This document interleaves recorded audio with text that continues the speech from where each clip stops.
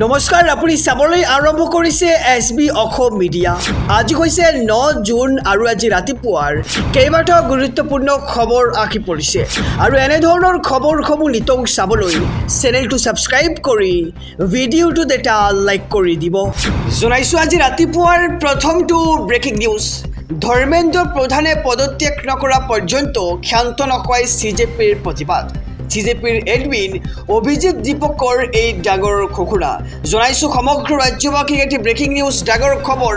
কেন্দ্ৰীয় শিক্ষামন্ত্ৰী ধৰ্মেন্দ্ৰ প্ৰধানে পদত্যাগ নকৰিলে পুনৰ হ'ব বৃহৎ প্ৰতিবাদ। কংগ্ৰেছ জনতা পাৰ্টিৰ এডমিন অভিজিৎ দীপকৰ এই ডাঙৰ ঘোষণা। ধৰ্মেন্দ্ৰ প্ৰধানে পদত্যাগ নকৰা পৰ্যন্ত থমকি নৰয় CJPৰ প্ৰতিবাদ। আৰু শনিবাৰৰ ভিতৰত শিক্ষামন্ত্ৰীগৰাকীয়ে পদত্যাগ নকৰিলে অধিক তীব্ৰ হ'ব প্ৰতিবাদ আৰু দেশৰ ভিন্ন ৰাজ্য, জিলা, নগৰ, মহানগৰত উত্তাল প্ৰতিবাদী কাৰ্যসূচী গঢ়ি তোলাৰ হুংকাৰ দিলে এইবাৰ CJPৰ ফালৰ পৰা।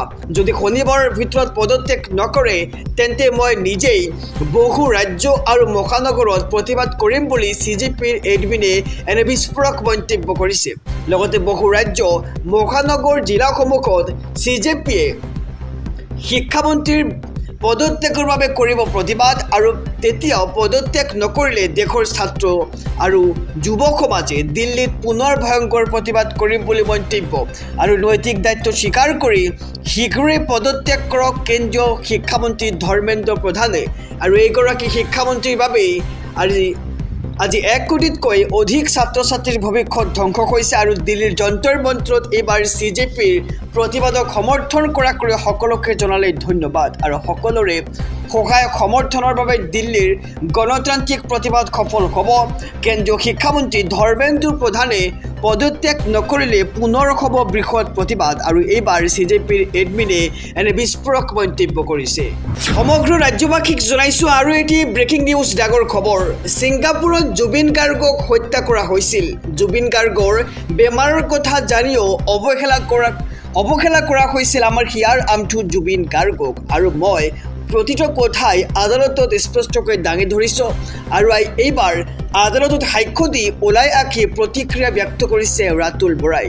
জনাইছোঁ এটি ব্ৰেকিং নিউজ ডাঙৰ খবৰ। সমগ্ৰ ৰাজ্যবাসীক ছিংগাপুৰত জুবিন গাৰ্গক হত্যা কৰা হৈছিল আৰু জুবিন গাৰ্গৰ বেমাৰৰ কথা জানিও অৱহেলা কৰা হৈছিল আমাৰ হিয়াৰ আমঠু জুবিন গাৰ্গক। জানি বুজি জুবিন গাৰ্গক পানীৰ নামিবলৈ দিয়া হৈছিল আৰু মই প্ৰতিটো কথা আদালতত স্পষ্টকৈ দাঙি ধৰিছোঁ।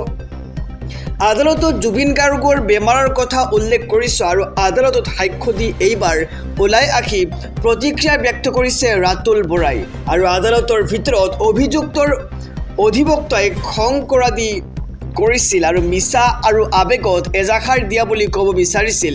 অভিযুক্তৰ অধিবক্তাই সজোৰে প্ৰতীয়মান নিয়াব চেষ্টা কৰিছিল, কিন্তু মই মেকুৰীৰ কলিজালৈ অহা নাই, মই বাঘৰ কলিজালৈ অহা মানুহ বুলি মন্তব্য কৰিছে এইবাৰ ৰাতুল বৰাই। আৰু জুবিন গাৰ্গে ন্যায় পাবই লাগিব। ৰাতুল বৰাৰ এজাহাৰৰ ভিত্তিতেই CIDয়ে ৰুজু কৰিছিল জুবিনৰ হত্যাৰ গোচৰ আৰু প্ৰথম এজাহাৰ দাখিল কৰিছিল ৰাতুল বৰাই। ইপিনে জামিন আবেদন নাকচ হৈছে অমৃতপ্ৰভা মহন্ত, সন্দীপন গাৰ্গ আৰু 2 দেশৰক্ষীৰ। আৰু ছিংগাপুৰত জুবিন গাৰ্গক হত্যা কৰা হৈছিল বুলি এতিয়া বিস্ফোৰক অভিযোগ উত্থাপন কৰিছে অধিবক্তা ৰাতুল বৰাই। সমগ্ৰ ৰাজ্যবাসীক জনাইছোঁ আৰু এটি ব্ৰেকিং নিউজ ডাঙৰ খবৰ। একেলগে 20 সাংসদে সলনি কৰিলে দল আৰু লোকসভাত সুকীয়াকৈ আসন বিচাৰি পত্ৰ দাখিল কৰা হৈছে। জনাইছোঁ এটি ব্ৰেকিং নিউজ ডাঙৰ খবৰ। একেলগে বংগত 20 জন সাংসদে সলনি কৰিছে নিজৰ দল। লোকসভাৰ অধ্যক্ষ ওম বিৰলালৈ লিখিলে পত্ৰ। মমতা বেনাৰ্জীৰ বাবে ভয়ংকৰ বিপৰ্যয় আহি পৰিছে এতিয়া সন্মুখ সময়ত। TMCৰ 20 সাংসদে NDAক কৰিব সমৰ্থন আৰু NDAৰ মিত্ৰ হোৱাৰ ইচ্ছা প্ৰকাশেৰে এইবাৰ একেলগে লিখিলে পত্ৰ আৰু NDAৰ সৈতে তেওঁলোকৰ ৰাজনৈতিক ভৱিষ্যত অধিক সুৰক্ষিত। পত্ৰত লোকসভাত সুকীয়াকৈ আসনৰ ব্যৱস্থা কৰিবলৈ অনুৰোধ জনাইছে আৰু ইতিমধ্যে সাংসদৰ দলটোৱে শুভেন্দু অধিকাৰীক কৰিছে সাক্ষাৎ আৰু সাংসদসকলৰ ভিতৰত আছে কাকলি দস্তিদাৰ, পাৰ্থ ভৌমিক, জগদীশ বসুনিয়া, দেৱ শতাব্দী ৰায়, ৰচনা বেনাৰ্জী, কালীপাদ সোৰেন, অৰূপ চক্ৰৱৰ্তী, অচিত মাল, সত্যঘন সিনহা, প্ৰসূন বেনাৰ্জী, প্ৰতিমা মণ্ডল, লগতে বাপা কলিদাৰ আৰু এটাৰ পাছত আনটো বিপৰ্যয়ৰ সন্মুখীন এইবাৰ তৃণমূল কংগ্ৰেছ লোকসভাৰ অধ্যক্ষ ওম বিৰলালৈ লিখিলে এইবাৰ পত্ৰ। জনাইছোঁ আৰু এটি ব্ৰেকিং নিউজ, ডাঙৰ খবৰ। ৰাজ্যৰ চৰকাৰী কৰ্মচাৰীলৈ আহি পৰিছে ডাঙৰ খবৰ। বদলি সন্দৰ্ভত জৰুৰী নিৰ্দেশনা। জনাইছোঁ সবিশেষ খবৰ। ৰাজ্যৰ চৰকাৰী কৰ্মচাৰীলৈ আহি পৰিছে ডাঙৰ খবৰ। বদলিৰ নিৰ্দেশক লৈ আহিল ৰাজ্য চৰকাৰৰ জৰুৰী নিৰ্দেশনা। জিলা আয়ুক্ত আৰু বিভাগীয় সচিবালয়ক লৈ ৰাজ্য চৰকাৰৰ জৰুৰী নিৰ্দেশনা। আৰু এতিয়াৰে পৰা বদলিৰ নিৰ্দেশ ওলালে তাৎক্ষণিকভাৱে এৰিব লাগিব পূৰ্বৰ স্থান। বদলিৰ জাননী অহালৈ অপেক্ষা কৰি থাকিব নোৱাৰিব চৰকাৰী কৰ্মচাৰীয়ে। আৰু ৰিলিজ অৰ্ডাৰ প্ৰথা বাতিল কৰিলে এইবাৰ দিছপুৰে। অভিযোগ থাকিলে নতুন ঠাইত যোগদানৰ পিছত বিবেচনা কৰিব। নিৰ্ধাৰিত সময়ত যোগদান নকৰিলে লোৱা হ'ব শাস্তিমূলক ব্যৱস্থা। বহুকেইটা বিভাগত বদলিৰ নিৰ্দেশ হোৱা কৰ্মচাৰীয়ে এৰা নাছিল পূৰ্বৰ স্থান আৰু ৰাজ্যৰ চৰকাৰী কৰ্মচাৰীলৈ আহি পৰিছে এই ডাঙৰ খবৰটো। বদলিৰ নিৰ্দেশক লৈ আহিল ৰাজ্য চৰকাৰৰ জৰুৰী নিৰ্দেশনা। জিলা আয়ুক্ত আৰু বিভাগীয় সচিবসকললৈ ৰাজ্য চৰকাৰৰ এই জৰুৰী নিৰ্দেশনা। সমগ্ৰ ৰাজ্যবাসীক জনাইছোঁ আৰু এটি ব্ৰেকিং নিউজ, ডাঙৰ খবৰ। হজৰত মহম্মদক তুচ্ছ উপহাস কৰাটো কেতিয়াও সহ্য কৰা নহ'ব। আৰু এইবাৰ গৰজি উঠিছে আমছু আৰু মুছলমান সমাজ। জনাইছোঁ এটি ব্ৰেকিং নিউজ। হজৰত মহম্মদক তুচ্ছ আৰু উপহাস কৰাটো কেতিয়াও সহ্য কৰা নহয়। ইছলাম ধৰ্মৰ গুৰিয়ালজনক আক্ৰমণ কৰাটো আমি সহজভাৱে লোৱা নাই আৰু মুছলমানৰ ধৰ্মীয় আৱেগ অনুভূতিত আঘাত কৰাটো মানি ল'ব নোৱাৰোঁ। আৰু হজৰত মহম্মদক অপমান কৰাক লৈ এইবাৰ সৰব হৈ পৰিছে আমছু। হজৰত মহম্মদক কিছুমান অসভ্য গালি গালাজেৰে আক্ৰমণ কৰিছে আৰু সামাজিক মাধ্যমত এতিয়া ব্যাপকভাৱে এই প্ৰতিক্ৰিয়া ভাইৰেল হৈ পৰিছে। আৰু ধৰ্মৰ নামত অসমত সংখ্যালঘুৰ ওপৰত আক্ৰমণ চলিছে। হিৰেণ হিন্দু অসমৰ বিৰুদ্ধে এইবাৰ গৰজি উঠিছে ৰাজ্যৰ মুছলমান সমাজ। সামাজিক মাধ্যম আৰু অন্যান্য প্ৰচাৰ মাধ্যমৰ জৰিয়তে অপমান কৰা হৈছে ইছলাম ধৰ্মৰ ধৰ্মগুৰু হজৰত মহম্মদক। আৰু মুছলিম ধৰ্মাৱলম্বী লোকে অসমৰ লগতে বাহিৰতো সহ্য কৰিব পৰা নাই। আৰু বিজেপি চৰকাৰখনৰ কিছু গুণ্ডা বাহিনীয়ে এই কামসমূহ কৰি আহিছে বুলি মন্তব্য কৰা হৈছে আমছুৰ ফালৰ পৰা। বিতৰ্কিত মন্তব্য কৰাসকলৰ বিৰুদ্ধে হুংকাৰ আমছুৰ সভাপতি ইমতিয়াজ হুছেইনৰ। আৰু হজৰত মহম্মদক অপমান কৰাসকলৰ বিৰুদ্ধে মুখ্যমন্ত্ৰীয়ে ব্যৱস্থা লোৱাৰ দাবী জনোৱা হৈছে আমছুৰ ফালৰ পৰা। গণতন্ত্ৰ ৰক্ষা কৰিছে, ইয়াৰ প্ৰতিবাদ কৰিবলৈ আমছুৱে আহ্বান জনাইছোঁ। আৰু এই ঘটনাৰ বিৰুদ্ধে আমি সকলোকে আইনৰ কাষ চাপিবলৈ আহ্বান জনাইছোঁ। কিন্তু একাংশ থানাই আমাৰ অভিযোগ আৰু গোচৰসমূহ গুৰুত্ব সহকাৰে লোৱা নাই বুলিও মন্তব্য কৰিছে আমছুৰ ফালৰ পৰা। আজি বিতৰণ কৰা হ'ল অসমৰ মন্ত্ৰীসভাৰ দপ্তৰ। আৰু কোনগৰাকী মন্ত্ৰীয়ে কি দপ্তৰ লাভ কৰিছে জনাইছোঁ সবিশেষ খবৰ। মুখ্যমন্ত্ৰীসহ 13 গৰাকী মন্ত্ৰীলৈ দপ্তৰ বিতৰণ কৰা হৈছে আজিৰ দিনটোত। মুখ্যমন্ত্ৰীৰ হাতত আছে গৃহ, ৰাজনৈতিক বিভাগ, লোক নিৰ্মাণ আৰু জনসংযোগ, লগতে অশোক সিংহৰ স্বাস্থ্য আৰু পৰিয়াল কল্যাণ, চিকিৎসা বিভাগ আৰু গৱেষণাৰ দপ্তৰ প্ৰদান কৰা হৈছে। লগতে অশ্বিনী ৰায় চৰকাৰক প্ৰদান কৰা হৈছে সামাজিক ন্যায়, সবলীকৰণ, ভূমি সংৰক্ষণ আৰু সংখ্যালঘু উন্নয়নৰ দায়িত্ব। লগতে বিমল বৰাক সাংস্কৃতিক পৰিক্ৰমা, উদ্যোগ বাণিজ্য, এক্ট ইষ্ট পলিচিৰ পৰিক্ৰমা বিভাগৰ দায়িত্ব অৰ্পণ কৰা হৈছে। বিশ্বজিৎ দৈমাৰীক হস্ততাঁত, বস্ত্ৰ, ৰেচম, ক্ৰীড়া আৰু যুৱ কল্যাণৰ দায়িত্ব অৰ্পণ কৰা হৈছে। লগতে দক্ষতা নিয়োগ আৰু উদ্যমিতা, জনজাতীয় বিশ্বাস আৰু সংস্কৃতিও অৰ্পণ কৰা হৈছে। আৰু মন্ত্ৰী জয়ন্ত মল্ল বৰুৱাক বিত্ত, বন বিভাগ আৰু পৰিৱেশ, খনি আৰু খনিজ সম্পদৰ দায়িত্ব অৰ্পণ কৰা হৈছে। লগতে মন্ত্ৰী কেশৱ মহন্তক ৰাজহ আৰু দুৰ্যোগ ব্যৱস্থাপনা, বিজ্ঞান প্ৰযুক্তি আৰু জলবায়ু পৰিৱৰ্তন, সাধাৰণ প্ৰশাসনৰ দায়িত্ব অৰ্পণ কৰা হৈছে। আৰু কৃষেন্দু পালকক জনস্বাস্থ্য কাৰিকৰী পাহাৰীয়া এলেকা আৰু বৰাক উপত্যকাৰ উন্নয়নৰ দায়িত্ব অৰ্পণ কৰা হৈছে। নীলিমা দেৱীক পশুপালন আৰু মীন বিভাগৰ দায়িত্ব অৰ্পণ কৰা হৈছে। আনফালে পীযুষ হাজৰিকাক অৰ্পণ কৰা হৈছে কৃষি বিভাগ, জলসিঞ্চন সংসদীয় পৰিক্ৰমা বিভাগ আৰু ডক্টৰ ৰণেশ পেগুক অৰ্পণ কৰা হৈছে বিদ্যালয় শিক্ষা, উচ্চ শিক্ষা, ভৈয়াম জনজাতি পৰিক্ৰমা আৰু তথ্য প্ৰযুক্তি আৰু সুশান্তু বৰগোহাঁইক জলসম্পদ আৰু আইনৰ দায়িত্ব অৰ্পণ কৰা হৈছে আৰু আনফালে কৌশিক ৰায়ক খাদ্য ৰাজহুৱা বিতৰণ আৰু গ্ৰাহক পৰিক্ৰমা বিভাগৰ দায়িত্ব অৰ্পণ কৰা হৈছে আৰু আনফালে বিতৰণ কৰা হ'ল আজি অসমৰ মন্ত্ৰীসভাৰ দপ্তৰ মুখ্যমন্ত্ৰীসহ 13গৰাকী মন্ত্ৰীলৈ দপ্তৰ বিতৰণ কৰা হৈছে আজিৰ দিনটোত আৰু মুখ্যমন্ত্ৰীৰ হাতত আছে গৃহ ৰাজনৈতিক বিভাগ, লোক নিৰ্মাণ, জনসংযোগ বিভাগটো। সমগ্ৰ ৰাজ্যবাসীক জনাইছোঁ আৰু এটি ব্ৰেকিং নিউজ ডাঙৰ খবৰ। আপুনি উচ্চ শিক্ষিত হৈও তৃতীয় আৰু চতুৰ্থ বৰ্গৰ চাকৰিত আবেদন কৰিব নোৱাৰিব। এইবাৰ সৰ্বোচ্চ ন্যায়ালয়ে বৃহৎ ৰায়দান প্ৰদান কৰিছে। জনাইছোঁ এটি ব্ৰেকিং নিউজ ডাঙৰ খবৰ।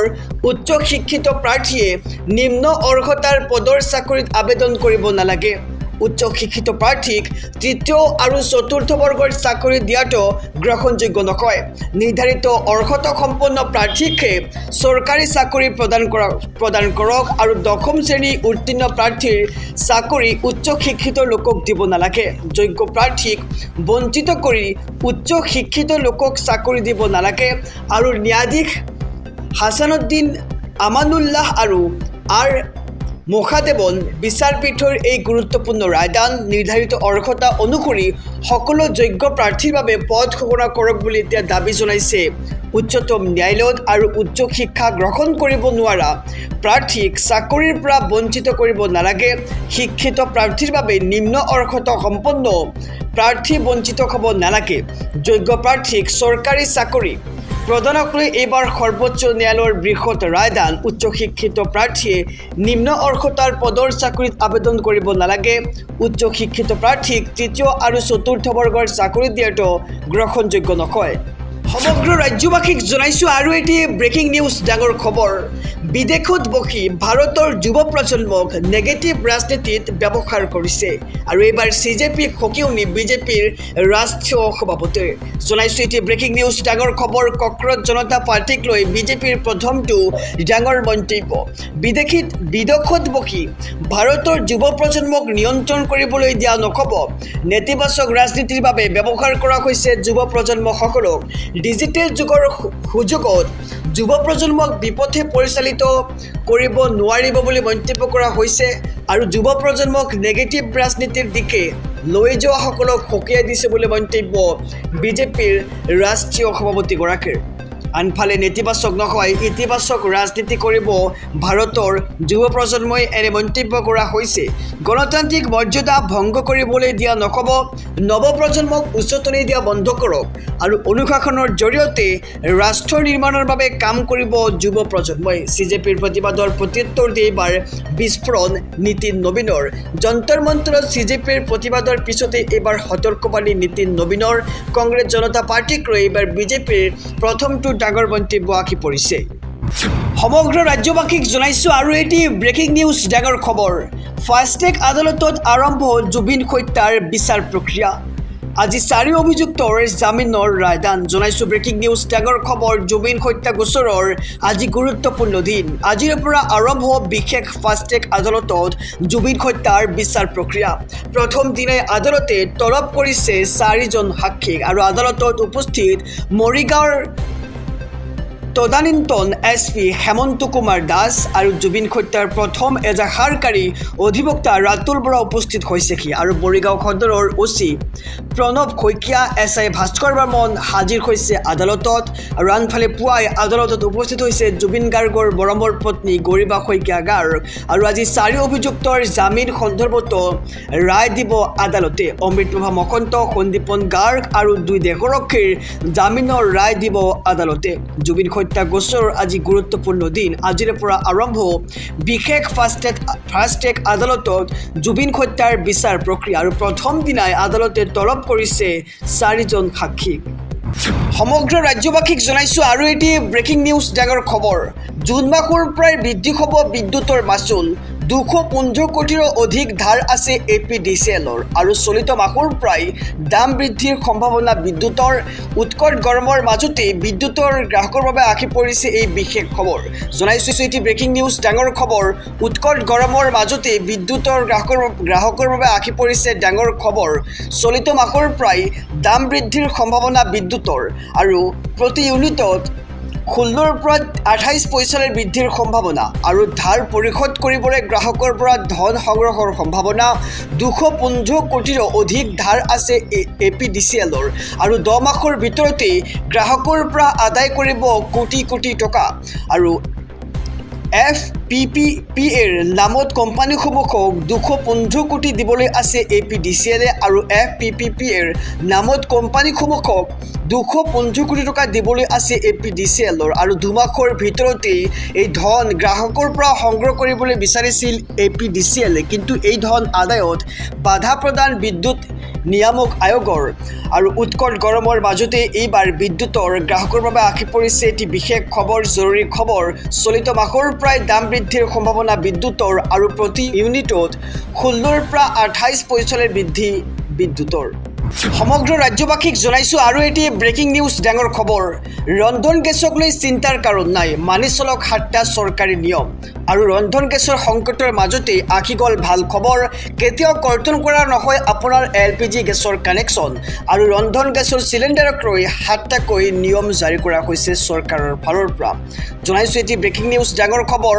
ৰন্ধন গেছৰ সংকটৰ মাজতেই আহি পৰিছে ভাল খবৰ ৰাজ্যৰ জনসাধাৰণৰ বাবে। কেতিয়াও কৰ্তন কৰা নহয় আপোনাৰ LPG গেছৰ কানেকশ্যন। ৰন্ধন গেছৰ চিলিণ্ডাৰক লৈ চৰকাৰৰ 7টাকৈ নতুন নিয়ম। গ্ৰাহকৰ সুৰক্ষাৰ ব্যৱস্থাৰ প্ৰতি লক্ষ্য ৰাখি আহি গ'ল এই নিয়ম আৰু LPG ক'লা বজাৰ নাইকিয়া কৰাৰ বাবে চৰকাৰৰ এই ডাঙৰ সিদ্ধান্ত। গেছ ডেলিভাৰীৰ সময়ত OTP ভেৰিফিকেশ্যন বাধ্যতামূলক। লগতে চিলিণ্ডাৰ বুকিঙৰ সময়ত ৰেজিষ্টাৰ্ড মোবাইল নম্বৰত যাব আপোনাৰ এটা OTP অৰ্থাৎ ওৱান টাইম পাছৱাৰ্ড আৰু ডেলিভাৰীৰ সময়ত গ্ৰাহকে দিব লাগিব সেই OTPটো। লগতে eKYC আৰু বায়োমেট্ৰিক আপডেট কৰাটো বাধ্যতামূলক কৰা হৈছে আৰু এতিয়াই eKYC আপডেট নকৰিলে ভৱিষ্যতলৈ হ'ব আপোনাৰ অসুবিধা। আৰু পঞ্জীভূত মোবাইল নম্বৰ সক্ৰিয় কৰি ৰাখিব লাগিব প্ৰতিজন গ্ৰাহকে। আৰু চহৰত এটা চিলিণ্ডাৰ লোৱাৰ 25 দিনৰ পিছতহে কৰিব পাৰিব আন এটা বুকিং। গ্ৰামাঞ্চলত আন এটা চিলিণ্ডাৰৰ বুকিঙৰ 45 দিনৰ পিছত কৰিব পাৰিব বুকিং। আৰু এই ঠিকনাতে কেইবাটাও কানেকশ্যন ল'ব নোৱাৰিব। এটা ঠিকনাতে বহু কানেকশ্যনৰ তথ্য পালে কৰা হ'ব তদন্ত আৰু এই নিয়ম মানি চলিলে গ্ৰাহকক সময়মতে দিয়া হ'ব গেছ চিলিণ্ডাৰ। আৰু ৰন্ধন গেছৰ চিলিণ্ডাৰক লৈ চৰকাৰৰ 7টাকৈ নতুন নিয়ম আমি জনাইছোঁ খবৰ। গ্ৰাহকৰ সুৰক্ষা ব্যৱস্থাৰ প্ৰতি লক্ষ্য ৰাখি আহি গ'ল এইসমূহ নিয়ম। LPG ক'লা বজাৰ নাইকিয়া কৰাৰ বাবে চৰকাৰৰ এনে ডাঙৰ সিদ্ধান্ত।